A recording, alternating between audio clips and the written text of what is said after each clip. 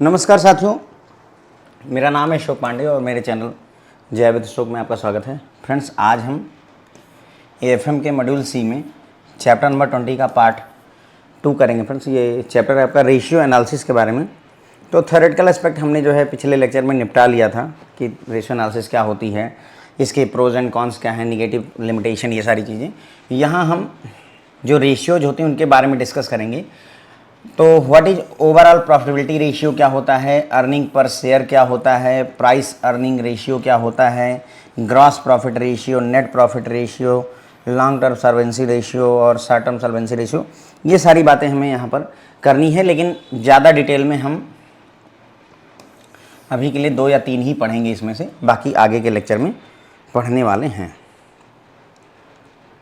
तो देखिए, calculation and interpretation of various ratios में अगर हम देखें तो फिर देखिए रेशियो हमारे पास में पहला होता है प्रॉफिटेबिलिटी रेशियो। प्रॉफिटेबिलिटी रेशियो 5 तरीके के होते हैं। फिर सॉल्वेंसी रेशियो 2 तरीके के होते हैं, लॉन्ग टर्म और शॉर्ट टर्म। और फिर आता है टर्नओवर रेशियो 2 तरीके के होते हैं। तो इतने सारे रेशियो, ये सारे रेशियो हमको पढ़ने हैं आने वाले लेक्चर्स में। पहला प्रॉफिटेबिलिटी रेशियो से शुरुआत करेंगे। इसमें पहला है ओवरऑल प्रॉफिटेबिलिटी रेशियो, दूसरा है अर्निंग पर शेयर, तीसरा है प्राइस अर्निंग रेशियो, चौथा है ग्रॉस प्रॉफिट रेशियो, पांचवा है नेट प्रॉफिट रेशियो। और हमें इन सब के बारे में पढ़ना है फ्रेंड्स। ओके, फिर आते हैं दूसरे टाइप के रेशियो जिन्हें हम कहते हैं सॉल्वेंसी रेशियो। पहला प्रॉफिटेबिलिटी रेशियो थे, दूसरा टाइप है सॉल्वेंसी रेशियो। इसमें पहला होता है, इसमें भी 2 टाइप हैं, लॉन्ग टर्म और दूसरा short term. Long term solvency ratio में आता है फिक्स एसेट रेशियो और debt equity ratio. Short term solvency ratio में आता है करंट रेशियो और लिक्विडिटी रेशियो। इनके बारे में भी हमें बात करनी है। फिर आता है तीसरा टाइप जिसे कहते हैं टर्नओवर रेशियो। टर्नओवर रेशियो में पहला है स्टॉक टर्नओवर रेशियो और दूसरा है डेटर टर्नओवर रेशियो, या उसी को ही डेटर वेलोसिटी कहते हैं। और ये 2 टाइप का होता है, डेटर टर्नओवर रेशियो और डेट कलेक्शन पीरियड रेशियो। ठीक है, तो ये ओवरऑल मतलब हमारा जितनी भी रेशियो हैं उन सब की पूरी यहाँ पर मैंने लिस्ट आपको एक साथ दी हुई है। और अब एक एक करके हमें पढ़ना सारे के बारे में है। ठीक है, तो शुरुआत हम करेंगे पहला प्रॉफिटेबिलिटी रेशियो से। और प्रॉफिटेबिलिटी रेशियोज में भी ओवरऑल प्रॉफिटेबिलिटी रेशियो से पहला टॉपिक हमारा यही है, ओवरऑल प्रॉफिटेबिलिटी रेशियो। तो overall profitability ratio, it is also called as return on investment. इसको ROI भी कह देते हैं, रिटर्न ऑन इन्वेस्टमेंट ROI भी कह देते हैं। It indicates the percentage of return on total capital employed in the business. हमने कुल कितनी पूंजी लगाई है और उस पूंजी का कितना परसेंटेज हमें रिटर्न के तौर पर मिल रहा है, उसे ही रिटर्न ऑन इन्वेस्टमेंट कह सकते हैं या ओवरऑल प्रॉफिटेबिलिटी रेशियो कह देते हैं। इसका फार्मूला है operating profit divided by capital जो एम्प्लॉय की गई है into 100। Again return on investment या ओवरऑल प्रॉफिटेबिलिटी रेशियो का फार्मूला है ऑपरेटिंग प्रॉफिट कितना है डिवाइडेड बाई कितनी कैपिटल एम्प्लॉय की गई है इनटू 100। सवाल यह है कि कैपिटल एम्प्लॉयड किसे कहेंगे। ऑपरेटिंग प्रॉफिट तो चलो हमारा प्रॉफिट है, लेकिन कैपिटल एम्प्लॉयड का क्या मतलब है। तो कैपिटल एम्प्लॉयड को अलग अलग तरीके से डिफाइन किया गया, 3 तरीके यहाँ पर दिए गए हैं। कैपिटल एम्प्लॉयड को, ये जो हमारा डिनोमिनेटर में कैपिटल एम्प्लॉयड है, तो the term capital employed has given different meaning by different accountants. अलग अलग अकाउंटेंट्स द्वारा, जो महान अकाउंटेंट रहे उनके द्वारा कैपिटल एम्प्लॉयड को अलग अलग तरह से परिभाषित किया गया। पहला है sum total of all assets whether fixed or current, यानी कि जितने भी फिक्स एसेट हैं या करंट एसेट हैं सबको जोड़ लीजिए, जितने भी एसेट हैं सब जोड़ डालिए, तो उसे भी हम कह सकते हैं क्या, कैपिटल एम्प्लॉयड, कितनी पूंजी हमने लगा रखी है। या सम टोटल ऑफ फिक्स्ड एसेट दूसरा तरीका है, जो कि कहता है कि जितने भी फिक्स एसेट हैं उसमें जितना पैसा लगा है उसको जोड़ डालिए। तीसरा तरीका है sum total of long term funds, ये बोलता है कि long term fund employed in the business, that is share capital plus reserve and surplus plus long term loan और माइनस इसमें से कर दीजिए नॉन बिजनेस एसेट्स और प्लस फिसिलिटीज एसेट्स को। तीसरी परिभाषा जो दी गई है किस चीज़ की, कैपिटल एम्प्लॉयड की, वो ये है कि हमें क्या करना है, share capital plus reserve and surplus plus long term जो भी लोन ले रखा है ये सारा जोड़ डालिए, उसमें से घटा दीजिए नॉन बिजनेस एसेट्स और फिसिलिटीज एसेट्स को घटा दीजिए। ठीक है, इन मैनेजमेंट अकाउंटिंग कई तरीके की होती है, उसमें से मैनेजमेंट अकाउंटिंग में टर्म जो है capital employed is generally used in meaning given in the point 3 above. मतलब मैनेजमेंट अकाउंटिंग में जो कैपिटल एम्प्लॉयड है उसके लिए जो डेफिनेशन यूज होती है वो तीसरी वाली ही यूज होती है। कौन सी? तीसरी वाली यूज होती है। The term operating profit means profit before interest and tax. यहाँ पर भाई हमने देखा था ऑपरेटिंग प्रॉफिट और कैपिटल एम्प्लॉयड। कैपिटल एम्प्लॉयड को 3 तरीके से डिफाइन किया और ऑपरेटिंग प्रॉफिट भी ऊपर दिया हुआ। तो ऑपरेटिंग प्रॉफिट का क्या मतलब होता है? Profit before interest and tax, यानी कि हमने इंटरेस्ट नहीं पे किया और टैक्स नहीं पे किया, उसके पहले का जो प्रॉफिट होता है फ्रेंड्स उसे ऑपरेटिंग प्रॉफिट कहा जाता है। टर्म इंटरेस्ट, यहाँ पर इंटरेस्ट की बात हो रही है। जो टर्म इंटरेस्ट है means interest on long term burrowing. यहाँ पर जो इंटरेस्ट की बात की जा रही है वो इंटरेस्ट कौन सा होता है? जो हमने लॉन्ग टर्म के लिए, लंबे समय के लिए उधारी ले रखी है, उस पर जो इंटरेस्ट हम पे करते हैं। Interest on short term burrowing will be deducted from computing operating profit. मतलब कह रहे हैं कि अगर हमें जो शॉर्ट टर्म बारोइंग पर हमारा इंटरेस्ट लगेगा वो ऑपरेटिंग प्रॉफिट को कंप्यूट करते समय डिडक्ट कर दिया जाता है, घटा दिया जाता है। नॉन ट्रेडिंग इनकम्स, यानी कि नॉन ट्रेडिंग इनकम का मतलब है ट्रेड करके इनकम ना होना। जैसे हमने गवर्नमेंट सिक्योरिटीज में पैसा लगा रखा है, उससे हम इंटरेस्ट कमा रहे हैं, तो ये हमारा बिजनेस का इनकम नहीं है, नॉन ट्रेडिंग इनकम है। या नॉन ट्रेडिंग लॉसेस, ऐसे लॉस जो बिजनेस से रिलेटेड ना हो, या ऐसे खर्चे जैसे loss on account of fire, आग लग गई जिसकी वजह से नुकसान हो गया, तो ये बिजनेस से रिलेटेड लॉस नहीं है। विल आल्सो बी एक्सक्लूडेड, इनको हटा दिया जाएगा जब ऑपरेटिंग प्रॉफिट को कंप्यूट किया जाता है। तो ऑपरेटिंग प्रॉफिट को कंप्यूट करते समय हम क्या क्या हटा देंगे? जो शॉर्ट टर्म बारोइंग पर इंटरेस्ट पे किया जा रहा है उसको घटा देंगे। उसके बाद में नॉन ट्रेडिंग इनकम और नॉन ट्रेडिंग एक्सपेंस दोनों को भी एक्सक्लूड कर दिया जाता है जब भी हम ऑपरेटिंग प्रॉफिट को कंप्यूट करते हैं। अब आता है सिग्निफिकेंस क्या है इसका, रिटर्न ऑन इन्वेस्टमेंट का, आरओआई का सिग्निफिकेंस क्या है? The return on investment is a concept that measures the profit which a firm earn on investing a unit of capital. पूंजी लगाने के बाद में हमने कितना प्रॉफिट अर्न किया, कितना परसेंटेज रिटर्न अर्न किया, उसे ही रिटर्न ऑन इन्वेस्टमेंट कहा जाता है। यील्ड ऑन कैपिटल भी टर्म यूज किया जा सकता है, चाहे रिटर्न ऑन इन्वेस्टमेंट कहिए, आरओआई कहिए, और चाहे यील्ड ऑन कैपिटल भी टर्म यूज कर सकते हैं। Is another term employed to express the idea, यानी कि रिटर्न ऑन इन्वेस्टमेंट या यील्ड ऑन कैपिटल एक ही बात होती है।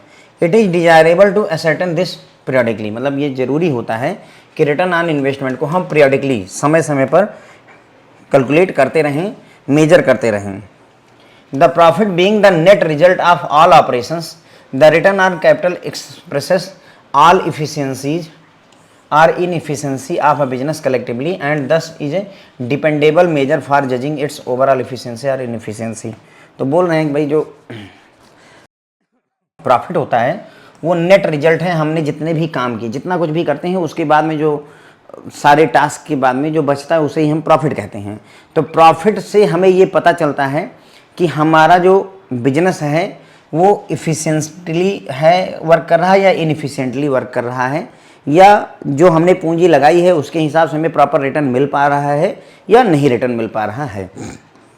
On this basis there can be a comparison of efficiency of one department with that of another and one plant with that of another, of one company with the another and of industry at another. मतलब कहने का कि अगर हम ये compare कर सकें, मतलब जो हमारा प्रॉफिट है इसके आधार पर हम इफ़िशिएंट या इनएफिशिएंसी को कैलकुलेट कर सकते हैं, तो उसी के आधार पर हम कंपेयर कर सकते हैं किसकी, एक डिपार्टमेंट की दूसरे डिपार्टमेंट से इफ़िशिएंसी है कि नहीं है। एक प्लांट की तुलना दूसरे प्लांट से कर सकते हैं कि वो अच्छा कर रहा है कि ये वाला। एक कंपनी की दूसरी कंपनी से हम तुलना कर सकते हैं, कंपेयर कर सकते हैं कि वो अच्छा कर रही है या नहीं। एक इंडस्ट्री की दूसरे इंडस्ट्री से हम कंपेयर कर सकते हैं, किसके आधार पर, जो हमारा प्रॉफिट के इफिशियंसी और इनएफिशिएंसी के आधार पर। ठीक है, तो अगर हमारे पास ये डेटा होगा, रिटर्न ऑन इन्वेस्टमेंट होगा, तो उससे हम कंपेयर कर पाएंगे कि एक ही कंपनी के अंदर दो डिपार्टमेंट में कौन अच्छा कर रहा है। एक कंपनी के 2 प्लांट 10 प्लांट चल रहे हैं, उनमें कौन सा प्लांट ज़्यादा अच्छा कर रहा है। 2 कंपनियां हैं 10 कंपनियां, उनमें कौन सी कंपनी अच्छा परफॉर्म कर रही है। कई इंडस्ट्रीज हैं, उनमें से कौन सी इंडस्ट्री बहुत अच्छा परफॉर्म कर रही है। The business can survive only when the return on capital employed is more than cost of capital employed in the business. भाई देखो, बिजनेस तभी सर्वाइव कर सकता है जब हमारा जो रिटर्न है वो ज़्यादा हो, किससे, कास्ट से। जैसा कि मैंने बताया भाई कि मान लो हमने 100 रुपये लगा करके और 110 रुपये कमाया, ठीक, 100 रुपये लगाया और 110 रुपये कमाया, लेकिन इस 100 रुपये के बदले में जो उधारी ली है उसके बदले में हमको 116 रुपये देना है किसी को, तो ये फायदे का सौदा नहीं है, क्योंकि हमको लौटाना है 116 और हम कमा पा रहे हैं 110, ठीक है। तो ये हमारे 116 रुपये हमको जनता को देना है और 110 रुपये हम कमा रहे हैं, तो हमारे लिए फ़ायदे का सौदा नहीं है। फिर आ जाता है अर्निंग पर शेयर, ठीक है। तो देखो अभी तक हमने जो समझा इसमें कि भाई हमारे पास बहुत सारे रेशियोज हैं, ठीक है। प्रॉफिटेबिलिटी रेशियो 5 तरीके के हैं, सॉल्वेंसी रेशियो 2 तरीके के हैं, टर्नओवर रेशियो भी 2 तरीके के हैं, जिसमें से हमने प्रॉफिटेबिलिटी रेशियो में पहला 5 तरीके के हैं उसमें से पहला लिया ओवरऑल प्रॉफिटेबिलिटी रेशियो। इसे रिटर्न ऑन इन्वेस्टमेंट भी कह देते हैं, और ये आपने बिजनेस में जितनी भी पूंजी लगाई है उसका कितना परसेंटेज आपको रिटर्न मिल रहा है उसे ही रिटर्न ऑन इन्वेस्टमेंट कहते हैं। फार्मूला होता है ऑपरेटिंग प्रॉफिट को डिवाइड कर दीजिए, कितनी कैपिटल एम्प्लॉयड है उसको 100 से मल्टीप्लाई कर दीजिए। अब कैपिटल एम्प्लॉयड में क्या होता है, कैपिटल एम्प्लॉयड को 3 तरीके से कैलकुलेट कर सकते हैं। पहला, टोटल एसेट जितने भी फिक्स और करंट है उनको जोड़ डालिए। दूसरा तरीका, सिर्फ फिक्स एसेट को जोड़ दीजिए। तीसरा तरीका है कि share capital plus reserve and surplus plus long term loan जोड़िए, इन तीनों को जोड़िए, उसमें से घटा दीजिए नॉन बिजनेस एसेट और फिसिटियस यानी काल्पनिक एसेट्स को, ठीक है। अब मैनेजमेंट अकाउंटिंग में जो कैपिटल एम्प्लॉयड टर्म है उसको तीसरी वाली डेफिनेशन में ही रखा गया है, पहली और दूसरी को स्वीकार नहीं करता है। ऑपरेटिंग प्रॉफिट का मतलब होता है profit before interest and tax. Operating profit हमारा यहाँ पर था, तो इसका मतलब होता है profit before interest and tax. यहाँ पर जो इंटरेस्ट है उस इंटरेस्ट का मतलब होता है interest on long term burrowing, जो हमने लंबे समय के लिए उधारी ले रखी है उस पर हमें कितना ब्याज देना पड़ रहा है उसको यहाँ पर इंटरेस्ट के तौर पर कंसिडर किया जाता है। और ऑपरेटिंग प्रॉफिट कैलकुलेट करते समय जो शॉर्ट टर्म बारोइंग पर ब्याज भरते हैं वो, और जो हमारे नॉन ट्रेडिंग इनकम और नॉन ट्रेडिंग लॉसेस हैं या खर्चे हैं उनको घटा दिया जाता है ऑपरेटिंग प्रॉफिट कैलकुलेट करते समय। रिटर्न ऑन इन्वेस्टमेंट का सिग्निफिकेंस क्या है, तो भाई रिटर्न ऑन इन्वेस्टमेंट होता है कि हमने जितनी पूंजी लगाई है उसके बदले में हम कितना अर्न कर पा रहे हैं, कितना कमा पा रहे हैं। इसे यील्ड ऑन कैपिटल भी कह सकते हैं या रिटर्न ऑन इन्वेस्टमेंट भी कह सकते हैं। उसके बाद में तो रिटर्न ऑन इन्वेस्टमेंट जो होता है हमारा वो हम प्रॉफिट के आधार पर कैलकुलेट करते हैं। प्रॉफिट हमारी ऑल द ऑपरेशंस का नेट रिजल्ट होता है। इससे हमें इफ़िशियंसी है हमारे कैपिटल में या नहीं इसका पता चलता है, और रिटर्न ऑन इन्वेस्टमेंट के बेसिस पर हम कंपेयर कर सकते हैं एक डिपार्टमेंट का दूसरे डिपार्टमेंट से, एक प्लांट का दूसरे प्लांट से, एक कंपनी का दूसरी कंपनी से। और बिजनेस तभी सर्वाइव कर सकता है जब जितना पैसा हमें लगाना है उससे ज़्यादा हमें कमाना है। अगर हम कमाएंगे ज़्यादा तो ही हम ज़्यादा मतलब तभी हम लगाएंगे, है ना। तो हमें कैपिटल की कॉस्ट जो है वो रिटर्न ऑन कैपिटल से कम रहनी चाहिए, यानी कि हम 110 रुपये में हमको 100 रुपये 110 रुपये मिल रहे हैं तो हम कमा 116 118 रुपये हैं, तो 8 रुपये का हमको प्रॉफिट हो रहा है।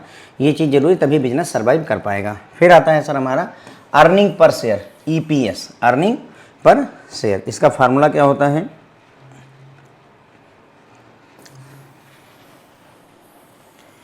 अर्निंग पर शेयर का फार्मूला है net profit after tax and preference dividend, preference share वाला dividend divided by number of equity share. एक एग्जांपल से यहाँ पर देखते हैं।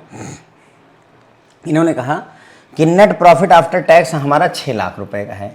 यहाँ हमें क्या चाहिए, net profit after tax and preference dividend, और हमें डिविडेंड पे करना है 50,000 रुपये। तो भाई 6 लाख रुपए हमारा प्रॉफिट आफ्टर टैक्स है, लेकिन डिविडेंड इसमें से 50,000 रुपये और पे करना है, तो हमारा हो गया सर 5.5 लाख रुपए। कितना हो गया, 5.5 लाख रुपए। तो नेट प्रॉफिट आफ्टर टैक्स हमारा 5.5 लाख रुपए डिविडेंड हो। और नंबर ऑफ इक्विटी शेयर कितने हैं सर, 1 लाख शेयर हैं। कितने हैं number of equity share, 1 lakh equity shares हैं यहाँ पर, ठीक। डिवाइड करिएगा तो ये आपका 5.5 रुपीज़ आ जाएगा, 5.5, यानी हर शेयर पे 5.5 रुपये की कमाई हो रही है। कितने की, हर शेयर पे वही जो मैंने आपको बताया सर, ये 5.5 रुपये की हर शेयर पर हमको कमाई हो रही है, ठीक है। यहाँ पर अगर हम बात करें, return on investment is a popular method for determining the overall profitability of firm. अभी हमने ROI देखा था ना, तो रिटर्न ऑन इन्वेस्टमेंट एक पॉपुलर तरीका है कि हम ओवरऑल प्रॉफिटेबिलिटी किसी फर्म की देख सकते हैं। However ROI as a measure of evaluating the comparative profitability of 2 or more firm can give satisfactory result only when the firms are of same age and of same size. लेकिन अगर आप ROI के basis पर compare करना चाहते हैं तो आपको एक बेहतर कंपेयर तभी कर पाएंगे जब दोनों कंपनियां, दोनों फर्म सेम एज की हों और सेम साइज की हों। एक कंपनी 100 साल से चल रही है, एक कंपनी 18-20 साल से चल रही है, तो उनका कंपेयर अगर आप रिटर्न ऑन इन्वेस्टमेंट के बेसिस पर करेंगे तो नहीं मजा आएगा। क्यों? क्योंकि जो पुरानी कंपनी है भाई उसके मशीनरी, इक्विपमेंट, फैक्ट्री, बहुत सारी चीज़ें पुरानी है। जो नई कंपनी है उसकी हर चीज़ नई होगी, तो उसमें इस वजह से हम उनका कंपेयर नहीं कर सकते हैं।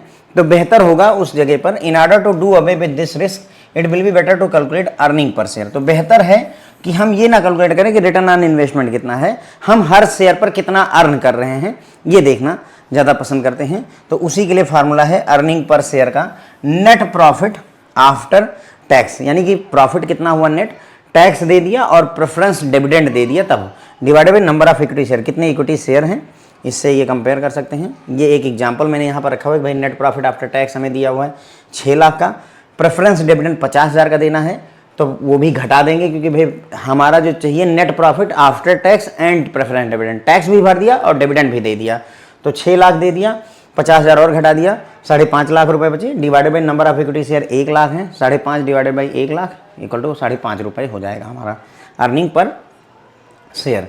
क्या निष्कर्ष क्या निकलता है इससे, अर्निंग पर शेयर 5.5 रुपये हमारी आती है। This means that for each equity share the company earn 5.5 रुपये after paying tax and preference dividend. मतलब हर एक शेयर के पीछे कंपनी ने टैक्स और प्रेफरेंस डिविडेंड पे करने के बावजूद भी 5.5 रुपये की 5.5 रुपीज़ की अर्निंग करी हुई है। ठीक है, ये इसका सिग्निफिकेंस है।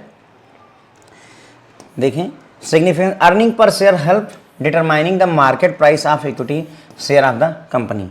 तो अर्निंग पर शेयर हमें मदद करता है मतलब मार्केट प्राइस पता करने में इक्विटी शेयर के। ठीक है, मार्केट प्राइस पता करने में हमें मदद करता है। A comparison of earning per share of company with earning per share of another company will also help in deciding whether the equity share capital is being effectively used or not. अब एक company का earning per share 5.5 है और एक company का जो है 2 रुपये है, तो हम एक कंपेयर कर सकते हैं भाई कि कौन सी कंपनी में पूंजी को सही से यूटिलाइज किया जा रहा है। यहाँ एक शेयर के पीछे 5.5 की कमाई है, यहाँ 2 रुपये की है, तो इसका मतलब ये ज़्यादा अच्छा परफॉर्म कर पा रहे हैं। It also help in estimating the company's capacity to pay dividend to its equity shareholder. इसके अलावा अर्निंग पर शेयर की सहायता से हम ये भी डिसाइड कर सकते हैं कि कंपनी के अंदर क्षमता है डिविडेंड पे करने की इक्विटी शेयर होल्डर्स को या नहीं है। अब आ जाता है हमारा तीसरा ratio friends, price earning ratio, PE ratio बोलते हैं। क्या बोलते हैं?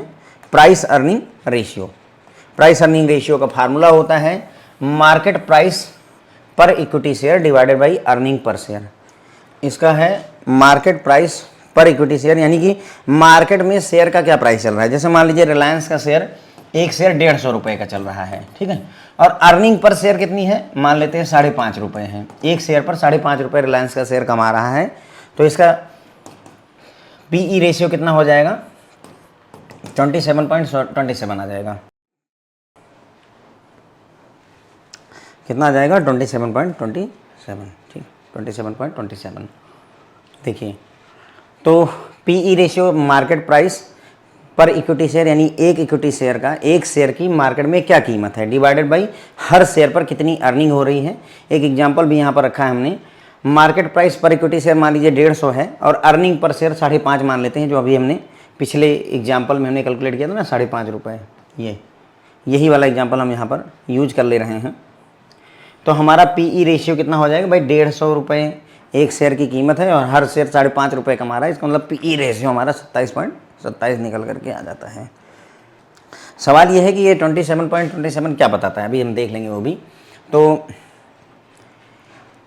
अब price earning ratio, PE ratio, this ratio indicates the number of times the earning per share is covered by its market price. मतलब ये रेशियो बताता है कि कितनी बार earning per share is covered by its market price. मतलब कहने का अर्निंग पर शेयर मान लो 5.5 रुपये है, तो उसके 27 टाइम्स में उसका मार्केट प्राइस 150 रुपये कवर्ड है, ये बात ये बताता है। अर्निंग पर शेयर का कितना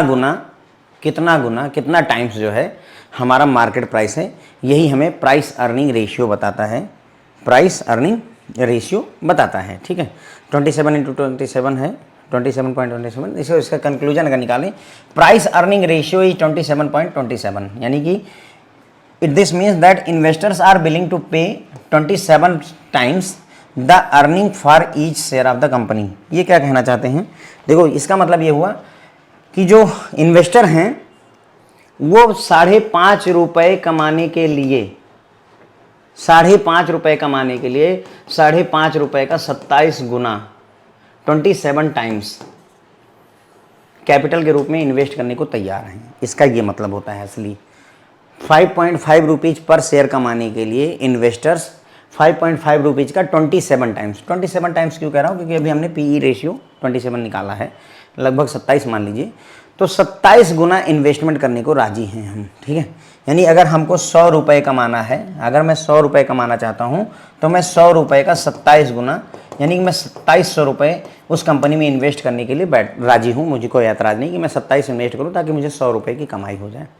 ये मेरी अपनी थर्ड प्रोसेसिंग है, ये पीई रेशियो को लेकर के। ठीक है, सिग्निफिकेंस की बात करें तो price earning ratio help the investor in deciding whether or not to buy the share of company at a particular market price. तो ये मदद करता है कि किसी कंपनी का शेयर खरीदना चाहिए या नहीं खरीदना चाहिए। It reflect in investors expectation about the growth in the firms earning, और ये बताता है कि भाई इन्वेस्टर्स की एक्सपेक्टेशन क्या है ग्रोथ को लेकर के, जो भी फर्म की अर्निंग है उसमें इन्वेस्टर्स की क्या एक्सपेक्टेशन, ये भी ये बताता है। ठीक है, तो देखो हमने यहाँ पर समझ लिया था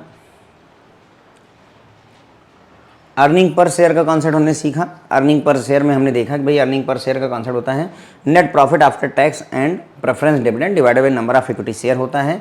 एक एग्जांपल में देखा कि ये कंपनी इसने 6 लाख रुपए का प्रॉफिट आफ्टर टैक्स किया है और 50,000 रुपये का प्रेफरेंस डिविडेंड उसने पे करना है, तो 6 लाख में से डिविडेंड भी दे दिया तो 5.5 लाख बचे। नंबर ऑफ इक्विटी शेयर कितने, 1 लाख, तो 5.5 लाख रुपए टोटल हो गया और 1 लाख शेयर हैं तो हर एक शेयर 5.5 रुपये का 5 रुपीज़ 50 पैसे का हमारा हर एक शेयर हो जाता है। इससे हमें क्या पता चलता है कि भाई कंपनी ने हर एक शेयर के पीछे 5.5 रुपीज़ की कमाई करी हुई, और उसमें भी टैक्स और प्रेफरेंस डिविडेंड पे करने के बाद में। फिर इसमें हमने देखा कि भाई अर्निंग पर शेयर का सिग्निफिकेंस क्या है, तो अर्निंग पर शेयर हेल्प करता है मार्केट प्राइस डिटरमाइन करने में।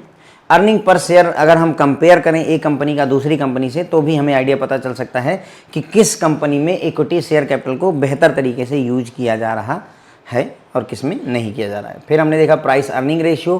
प्राइस अर्निंग रेशियो का होता है प्राइस पीई, मतलब प्राइस अर्निंग, प्राइस मतलब मार्केट में प्राइस और अर्निंग का मतलब पर शेयर अर्निंग। ठीक है, तो price market price equity share का और डिवाइडेड बाई अर्निंग हर एक शेयर की। तो इसी का एक एग्जांपल देखा कि भाई प्राइस मार्केट में 150 का चल रहा है और अर्निंग पर शेयर 5.5 रुपये की चल रही है, तो उसका पीई रेशियो कितना हो जाएगा 27.27 हमारा प्राइस